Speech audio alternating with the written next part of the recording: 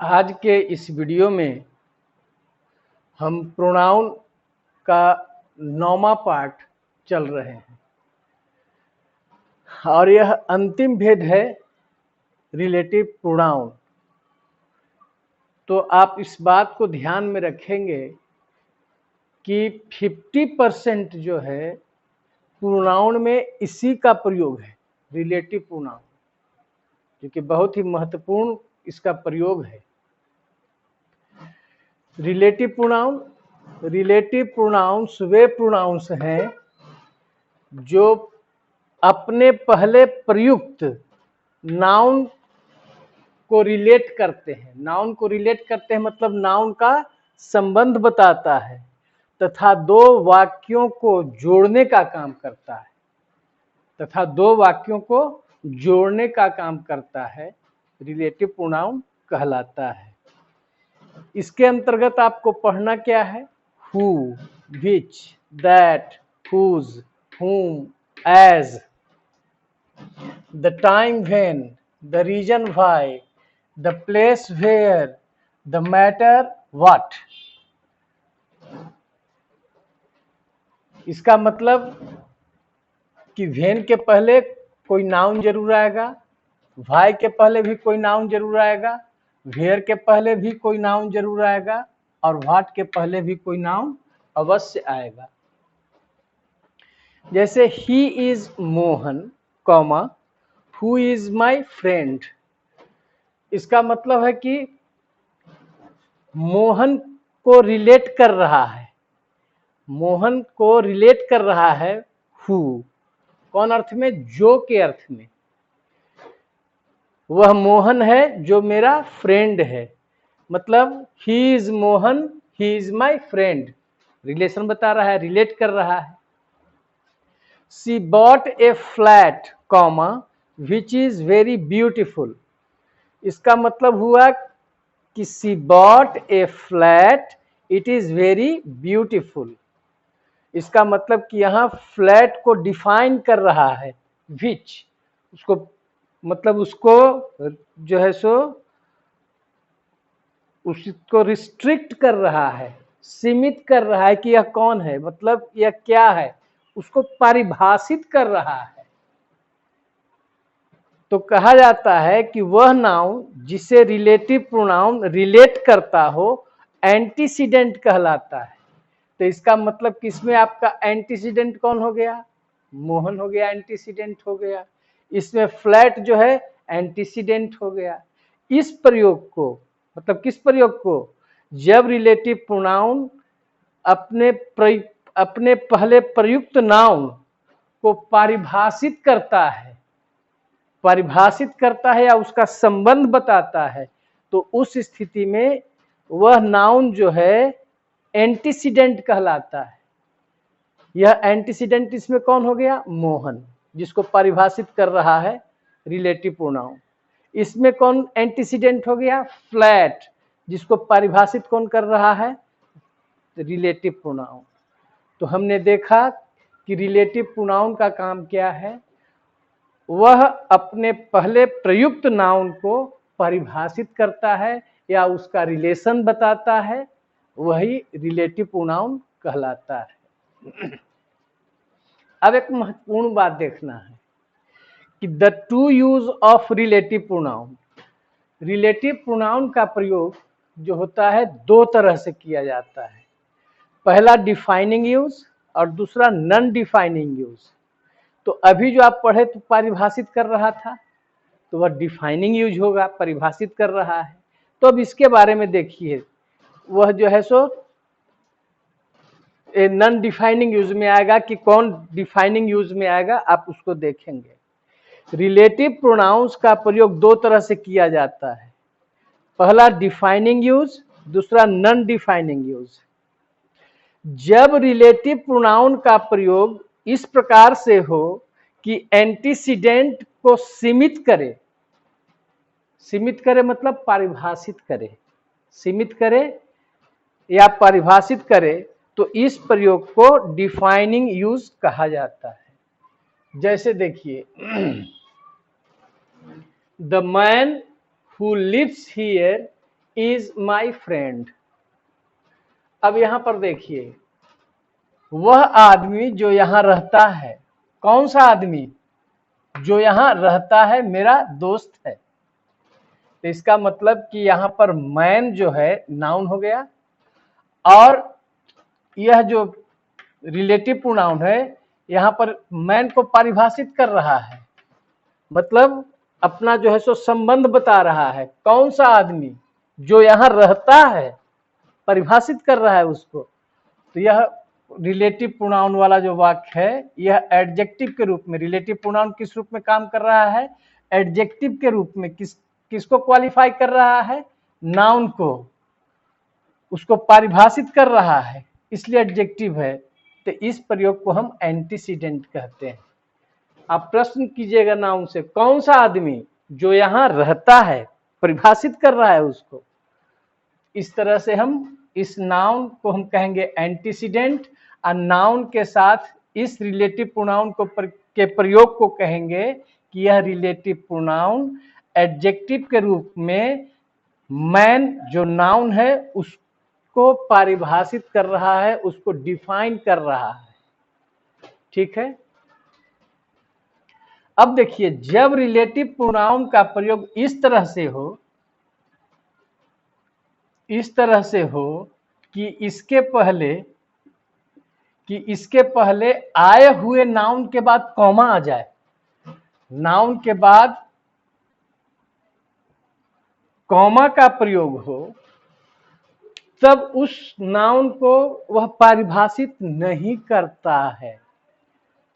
जैसे इसमें परिभाषित कर रहा था, लेकिन इसी नाउन के बाद यदि कॉमा आ जाएगा और तब रिलेटिव प्रोनाउन आएगा तो परिभाषित नहीं करेगा। क्या करेगा से देखिए, इस प्रयोग को क्या कहा जाएगा? नॉन डिफाइनिंग, मतलब परिभाषित नहीं करेगा।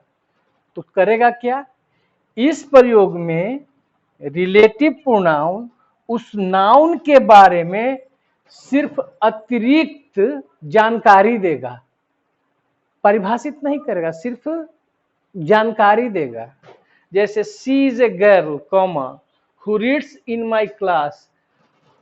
अब देखिए, यहां गर्ल को यह परिभाषित नहीं कर रहा है, इसको डिफाइन नहीं कर रहा है। क्यों? क्योंकि कॉमा लगने पर क्या इसका अर्थ हो जाता है से देखिए, she is a girl and reads in my class. वह गर्ल है जो मेरे क्लास में पढ़ती है। तो कौन सी गर्ल, उसको पहले कोई परिभाषित नहीं किया गया, मतलब इस कॉमा का मतलब ही हो गया एंड, मतलब सिर्फ वाक्य को जोड़ने का काम किया। उसी तरह से एक और प्रयोग देखिए,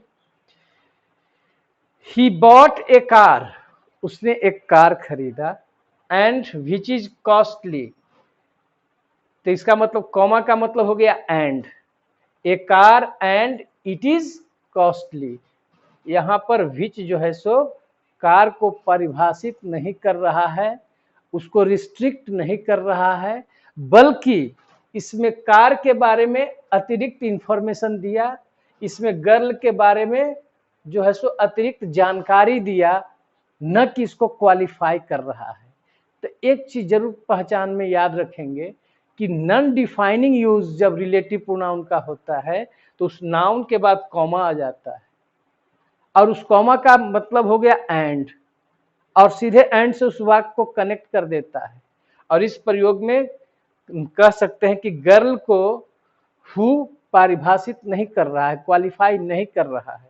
इसमें कार को विच जो है सो क्वालिफाई नहीं कर रहा है। इसलिए दो तरह का यूज होता है रिलेटिव प्रोनाउन का, जब परिभाषित करे या नाउन को सीमित करे तो वह डिफाइनिंग यूज हो गया, और जहां परिभाषित नहीं करे उसको नॉन डिफाइनिंग यूज कहा जाता है। अब आगे देखेंगे,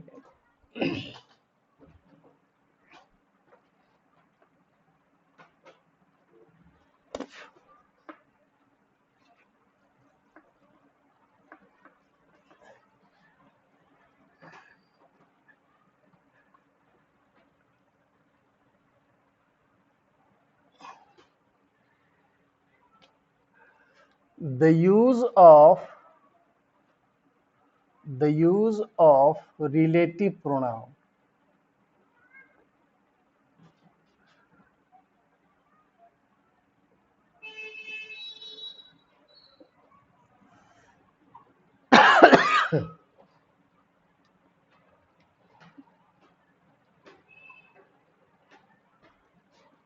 अब जैसे देखिए इसका पहचान क्या है। द प्लस नाउन आएगा इसके ठीक रिलेटिव प्रोनाउन के पहले। तो हम बता चुके हैं कि जब रिलेटिव प्रोनाउन कौन कौन है, who, which, that, whose, whom, ये बताए हैं कि यदि किसी नाउन के बाद हु, विच, दैट, हुज, हुम रिलेटिव प्रोनाउन इसको कहते हैं, इसका प्रयोग हो तो उस नाउन के पहले दी का प्रयोग अवश्य होगा। ये आर्टिकल में पढ़ाए हैं। तब देखिए हु का मतलब हो जाता है जो, जिसने या जिन्होंने। विच का मतलब होता है जो या जिसे।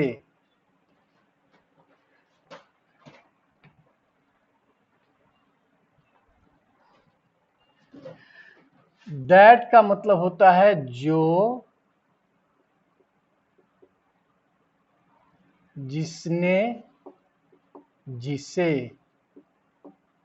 हुज और हुम क्या है, हुज का प्रयोग होता है जिसका, छोटा रहेगा व्यक्ति तो जिसका का मतलब जिसका, जिसकी, जिसके। अब बड़ रहेगा तो जिनका, तो जिनका मतलब जिनका, जिनकी, जिनके।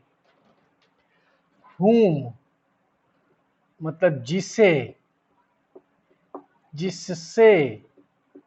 अब बढ़ रहेंगे तो जिनसे,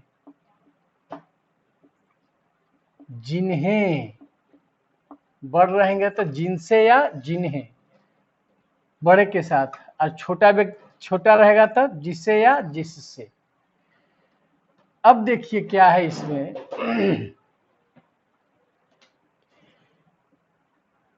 व्यक्ति के लिए आता है और सब्जेक्ट के रूप में काम करता है। सब्जेक्ट के लिए आता है, इस सब्जेक्ट के रूप में ही काम करता है। मतलब किस नाउन के लिए आता है, जो नाउन वाक्य का सब्जेक्ट हो।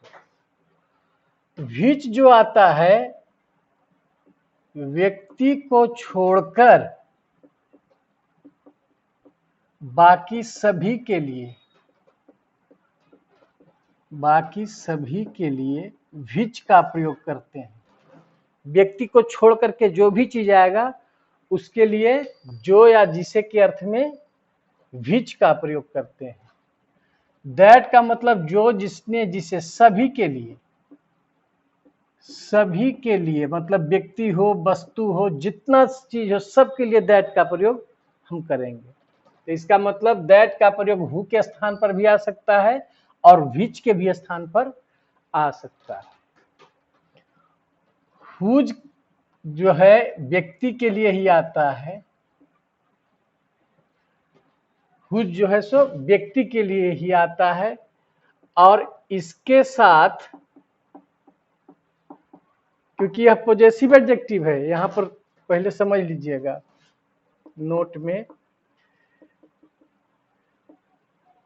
हु, हुज और हुम, इसके बारे में समझ लेना है। हु का प्रयोग जो है यह जो है सो नॉमिनेटिव केस मतलब सब्जेक्ट के रूप में। नॉमिनेटिव केस कहने का मतलब सब्जेक्ट के रूप में काम करेगा, क्योंकि वाक्य का जो सब्जेक्ट होता है वो नॉमिनेटिव केस में होता है। हुज जो है सो हु का पॉजेसिव केस है। हु जो है, हु का पॉजेसिव केस हुज होता है, और ये ऑब्जेक्टिव केस हुम होता है। ऑब्जेक्टिव केस जो है सो हुम होता है। तो कोई पूछे कि हुज और हुम कहाँ से आया, तो कहेंगे कि हु का ही पॉजेसिव केस है हुज, और ऑब्जेक्टिव केस हुम है, और हु सब्जेक्ट के रूप में काम करता है इसलिए नॉमिनेटिव केस में है। हुज पॉजेसिव केस में है इसलिए इसके साथ कोई नाउन जरूर आएगा, इसके साथ कोई नाउन अवश्य आएगा।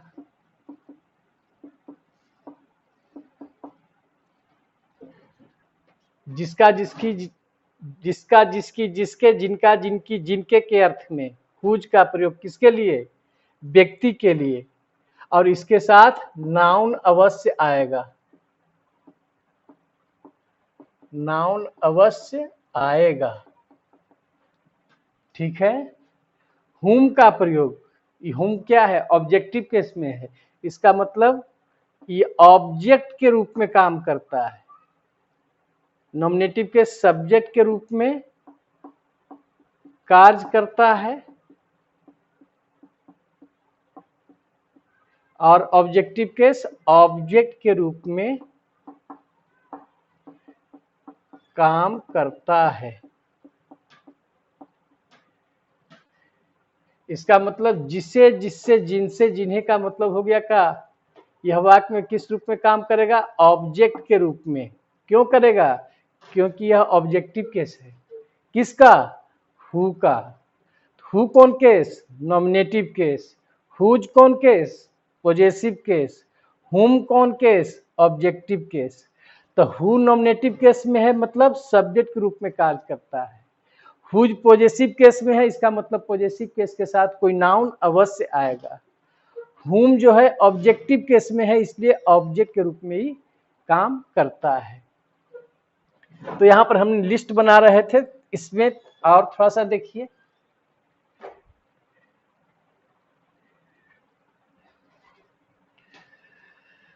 एज है,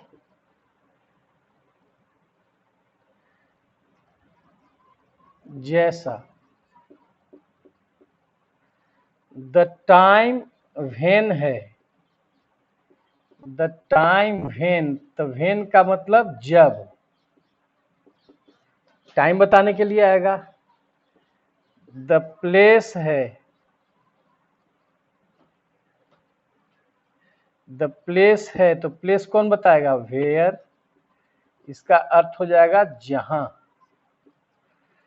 फिर है द रीजन,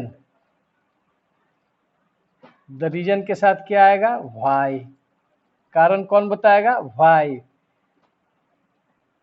जिसके कारण, यहाँ व्हाई का मतलब होगा जिसके कारण या जिसके चलते, जिसके कारण या जिसके चलते। फिर है द मैटर, मैटर कौन बताएगा, व्हाट,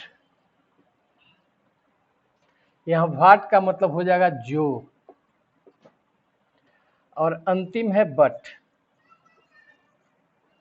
बट का मतलब होता है जो कि नहीं, जो कि नहीं, इसका मतलब इसका प्रयोग अफर्मेटिव में हुआ कि निगेटिव, निगेटिव हुआ, क्योंकि इसका अर्थ होता है जो कि नहीं।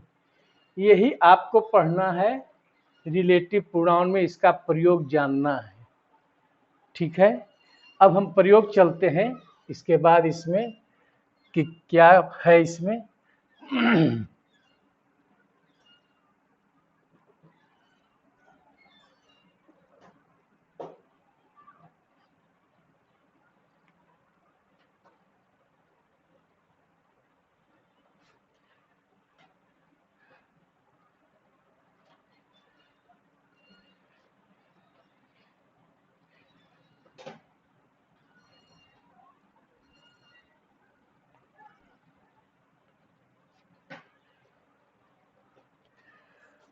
पहला चले थे हु के बारे में बताए थे क्या, कि यह व्यक्ति के लिए आता है, इसका अर्थ जो, जिसने या जिन्होंने होता है। यह वाक्य में किस रूप में काम करेगा? सब्जेक्ट के रूप में। तो यही देखना है कि कैसे सब्जेक्ट के रूप में काम कर रहा है। एग्जाम्पल देखिए, दिस इज द बॉय। व्यक्ति कौन आ गया? बॉय आ गया। पर्सन आना चाहिए, व्यक्ति के लिए ही आता है। हु, अब यहां पर हु के जगह पर दैट का भी प्रयोग कर सकते हैं, जो या जिसने के अर्थ में, क्योंकि दैट का प्रयोग सभी के लिए होता है। तो यहां पर हु के जगह पर दैट भी दे सकते हैं। अब जो इधर वर्ब आवेगा, ऊपर जो नाउन आया है उसके लिए, तो यहाँ पर द बॉय के लिए कौन प्रयोग आया? हु आया। हु के जगह पर दैट का भी प्रयोग कर सकते हैं। तो यह वही लड़का है, हु या दैट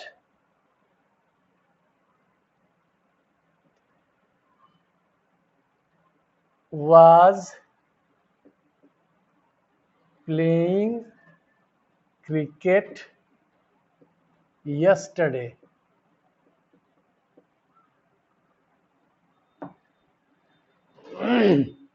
अभी देखिए, यह डिफाइनिंग यूज है कि नॉन डिफाइनिंग? तो यह डिफाइनिंग यूज है, क्योंकि कॉमा नहीं लगा हुआ है। और कौन सा लड़का? दिस इज द बॉय, जो कल क्रिकेट खेल रहा था। तो यहाँ पर इसको डिफाइन कर रहा है। तो इस प्रयोग में द बॉय जो हुआ वो एंटीसीडेंट हुआ, किसका? रिलेटिव प्रोनाउन का। और यहाँ पर जो इसको परिभाषित कर रहा है, तो इसका मतलब कि यह एडजेक्टिव के रूप में काम कर रहा है, एडजेक्टिव के रूप में परिभाषित कर रहा है। तो इस प्रयोग को हम डिफाइनिंग यूज कहेंगे। डिफाइनिंग यूज, क्योंकि यहां परिभाषित कर रहा है कौन लड़का? जो कल क्रिकेट खेल रहा था, उसको परिभाषित कर रहा है। और नॉन डिफाइनिंग में आपको याद रहेगा कि उस नाउन के बाद कॉमा रहेगा। उस कॉमा का मतलब एंड लगा करके उस नाउन के बारे में सिर्फ एक्स्ट्रा इंफॉर्मेशन देता है, उसको परिभाषित नहीं करता है।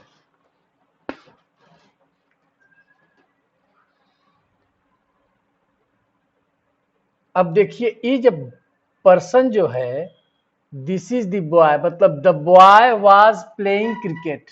तो यह बॉय जो है, पर्सन जो है, किस रूप में है? यह सब्जेक्ट के रूप में है, सब्जेक्ट के रूप में है। तो जो व्यक्ति सब्जेक्ट के रूप में हो उसके लिए हु का प्रयोग किया जाता है रिलेटिव प्रोनाउन के रूप में। उसके जगह पर दैट का भी आप प्रयोग कर सकते हैं। ठीक है, इसका मतलब हुआ ना, इसका मतलब क्या हुआ कि the boy was playing cricket yesterday. तो आप यहीं पकड़ सकते हैं कि द बॉय क्या है? सब्जेक्ट के रूप में है। उसका वर्ब कौन है? वाज है। तो जो सब्जेक्ट आया, इसी सब्जेक्ट के रूप में रहने के चलते व्यक्ति के लिए किसका प्रयोग किया? हु का प्रयोग किया। ठीक है। दूसरा प्रयोग आप देखिए, हुम का। हुम का प्रयोग किसके लिए? व्यक्ति के लिए। कौन अर्थ में? जिसे, जिससे। छोट रहेगा व्यक्ति तब, और बड़ा रहा था जिन्हें या जिनसे।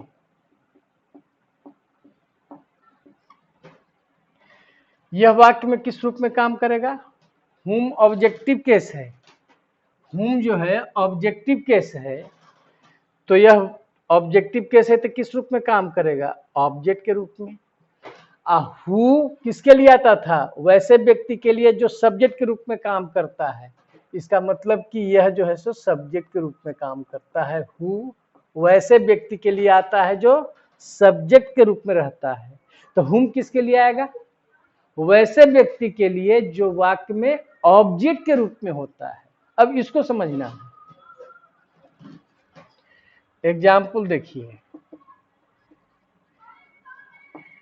This is the boy. यहां पर इस प्रयोग में द का अर्थ हो जाता है, याद रखिएगा, वही सब्जेक्ट वर्ब के बाद दी आया है। सब्जेक्ट कौन है? दिस इज वर्ब है, तो सब्जेक्ट वर्ब के बाद दी प्लस नाउन आता है, तो उस दी का मतलब हो जाता है वही। ठीक है,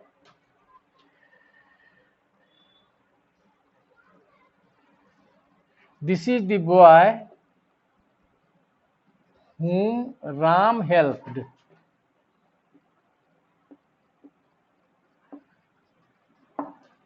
देखिए इसमें भी सब्जेक्ट वर्ब के बाद दी आया है, इसका मतलब दी का मतलब वही आ जाएगा। अब देखिए दिस इज द बॉय। अब हमको समझना है कि बॉय जो है, ठीक है, पर्सन है, व्यक्ति है, अभी किस रूप में आया है? सब्जेक्ट के रूप में है कि ऑब्जेक्ट के रूप में है? तब समझेंगे कि यह प्रयोग सही है कि गलत है। क्योंकि हुम किसके लिए आता है? व्यक्ति के लिए। वह व्यक्ति किस रूप में आना चाहिए? ऑब्जेक्ट के रूप में। तो ध्यान देंगे इसमें, यह जो बॉय जो है यह ऑब्जेक्ट के रूप में है। कैसे ऑब्जेक्ट के रूप में है इसे देखिए। राम सब्जेक्ट हो गया है, राम हेल्प, राम ने मदद किया, तो ये सब्जेक्ट अब वर्ब हो गया। तो राम ने मदद किया, किसे मदद किया? उस लड़के को, तो ये ऑब्जेक्ट हो गया। मतलब यह वही लड़का है जिसे जिसे राम ने मदद किया। तो मदद करने वाला कौन है? राम है। तो जो काज को करने वाला है वो सब्जेक्ट है। वर्ब हो गया हेल्प्ड। किसको मदद किया? इस लड़के को। तो इसका मतलब कि यह बॉय जो है सो ऑब्जेक्ट के रूप में है।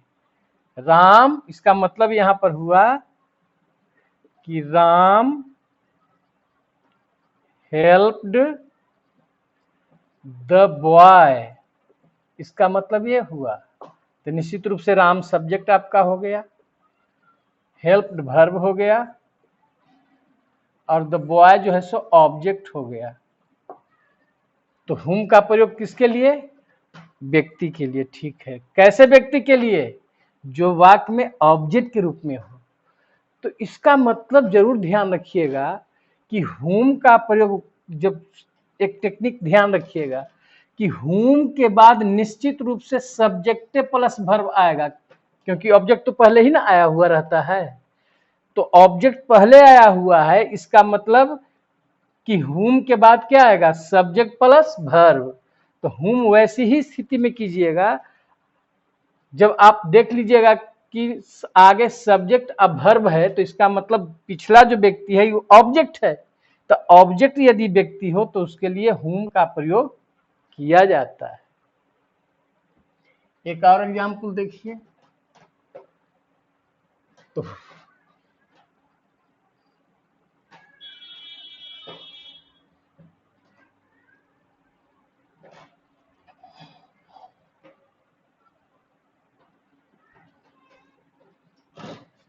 तो आपने देखा कि हु का प्रयोग किस व्यक्ति के लिए? जो वाक्य में सब्जेक्ट के रूप में हो। तो सब्जेक्ट के रूप में हो। और हुम किसके लिए? जो वाक्य में ऑब्जेक्ट के रूप में हो। तो हु वाला वाक्य में एक और देखिए एग्जाम्पल नोट में, द बॉय, अब ब्रैकेट में दे रहे हैं कि हु होगा कि हुम होगा, आप समझिएगा। The boy is coming is my friend. अब देखिए ये व्यक्ति है, पर्सन है। अब इस पर्सन के लिए हु लाएंगे कि हुम लाएंगे? तो आप तो जान रहे हैं कि हु किसके लिए लाएंगे, जो सब्जेक्ट रहेगा। अगर ये सब्जेक्ट है तो हु आएगा, अगर यह ऑब्जेक्ट है तो हुम आएगा, क्योंकि हुम का प्रयोग ऑब्जेक्ट के लिए होता है, हु का प्रयोग सब्जेक्ट के लिए। तो अब देखिए, इसमें देखिएगा शुरू में ही दिया गया है, इसके पहले बताए थे कि दिस इज द बॉय, इसका मतलब सब्जेक्ट वर्ब के बाद दी प्लस नाउन आ रहा है, तो उस दी का मतलब वही, जैसे था दिस इज द बॉय, यह वही लड़का है। दिस इज द सिंगर, यह वही गायक है। लेकिन जब शुरू में आ जाएगा दी, तो इसका मतलब हो जाता है वह। तो जब वह आता है, उसके बाद तो रिलेटिव प्रोनाउन आ रहा है, तो वह के अर्थ में यहां पर दैट का प्रयोग गलत होगा। यहां पर दैट का प्रयोग नहीं करेंगे जब रिलेटिव प्रोनाउन आया हुआ हो। तो वह के अर्थ में नाउन के साथ द का प्रयोग कब करेंगे, जब उसके बाद रिलेटिव प्रोनाउन आ गया हो। रिलेटिव प्रोनाउन है तो यहां पर दैट का प्रयोग जो है सो गलत होगा। अब हम इसका पता लगा रहे थे कि इसमें द बॉय के लिए हु लाएंगे कि हुम। तो इसका मतलब आप क्या देख रहे हैं कि the boy is coming, the boy is coming, इसका मतलब कि यहां पर वर्ब निकला हुआ है, रिलेटिव प्रोनाउन के बाद वर्ब निकला हुआ है। तो वर्ब जो निकलेगा, इसका मतलब कि उसके पहले जो भी नाउन आया होगा वह सब्जेक्ट के रूप में होगा। वह किस रूप में होगा, सब्जेक्ट के रूप में है, क्योंकि वर्ब निकला हुआ है। तो वर्ब के पहले कौन सी आएगा, सब्जेक्ट आएगा। तो सब्जेक्ट आया हुआ है, इसका मतलब कि द बॉय जो है यहां पर आपका क्या है, सब्जेक्ट है।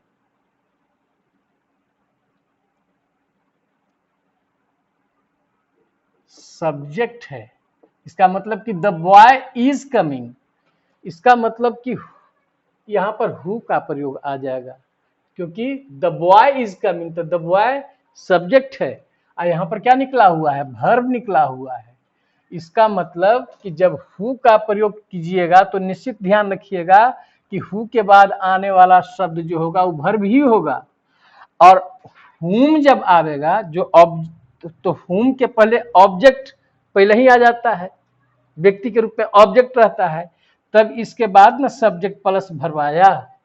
इसका मतलब कि हुम के बाद आने वाला शब्द सब्जेक्ट प्लस वर्ब होगा, क्योंकि ऑब्जेक्ट पहले आया हुआ रहता है।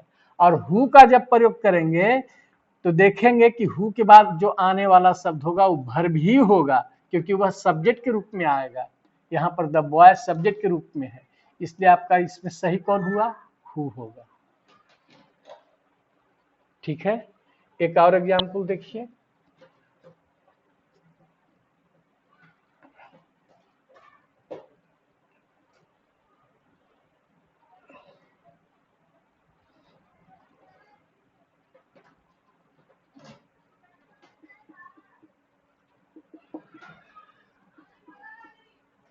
This is the man. अब देखिए सब्जेक्ट वर्ब के बाद दी आ रहा है, तो दी का मतलब वही हो जाएगा, यह वही आदमी है। अब हमको देखना है कि इसके साथ हु का प्रयोग करें कि हुम का प्रयोग करें। तो हु का प्रयोग किस नाउन के लिए आता है, जो सब्जेक्ट रहे, और हुम किस नाउन के लिए आता है, जो व्यक्ति ऑब्जेक्ट रहे। अब इसके बाद आगे प्रयोग में आप धर लेंगे।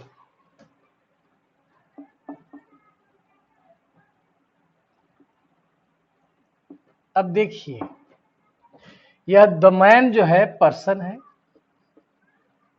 तो पर्सन के लिए हु भी आता है और हुम भी आता है। अब हमको समझना है कि यह क्या है, सब्जेक्ट है या ऑब्जेक्ट है। तो देखिए हु, यहाँ पर रिलेटिव प्रोनाउन जो आएगा उसके बाद क्या रहा है, मोहन हेल्प्ड, मोहन ने मदद किया। तो काम करने वाला कौन होगा, मोहन।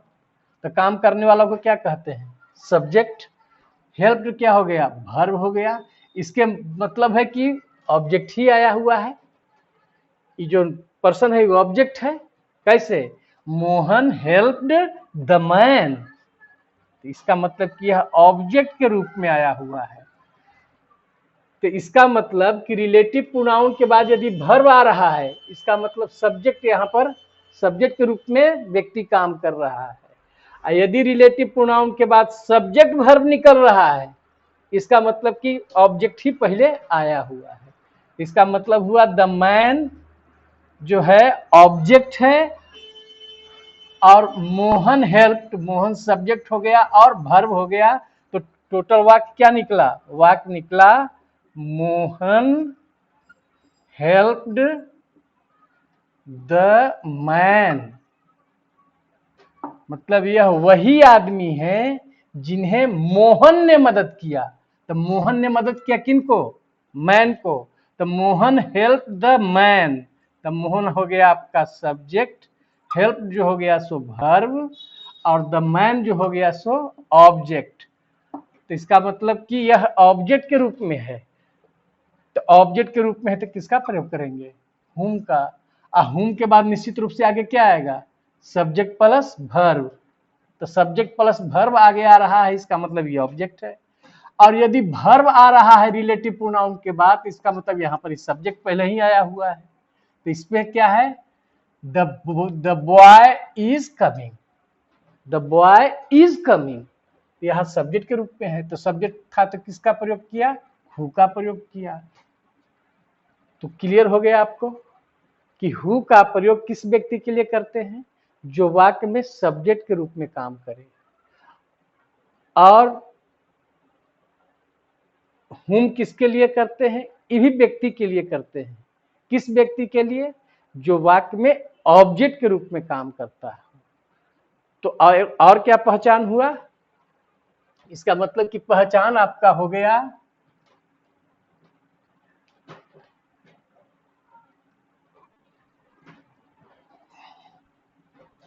पहचान हो गया आपका, यहां पर नोट में समझ लें, हु का जो प्रयोग करेंगे तो इसके बाद निश्चित रूप से क्या आ रहा है? वर्ब आएगा। अगर हुम का प्रयोग कर रहे हैं तो निश्चित रूप से आने वाला जो शब्द होगा वो सब्जेक्ट प्लस वर्ब होगा। ठीक है। अब आगे का प्रयोग हम अगले वीडियो में देखेंगे। आशा करते हैं, थोड़ा कठिन प्रयोग है और चूंकि कंपटीशन लेवल का है इसलिए थोड़ा ध्यान से इसको समझेंगे। यदि कहीं आपको दिक्कत होगी तो आप निश्चित रूप से, ये मेरा नंबर है, आप व्हाट्सएप पर मैसेज कीजिएगा 9204297977। यह मेरा व्हाट्सएप नंबर है। आप इस नंबर पर, इससे जो भी आपको, क्योंकि कठिन चीज़ है, कोई भी तरह का इसमें अगर कोई प्रॉब्लम होता है तो व्हाट्सएप पर आप मुझे मैसेज देंगे, मैं सॉल्व करके बताऊंगा। ठीक है, धन्यवाद।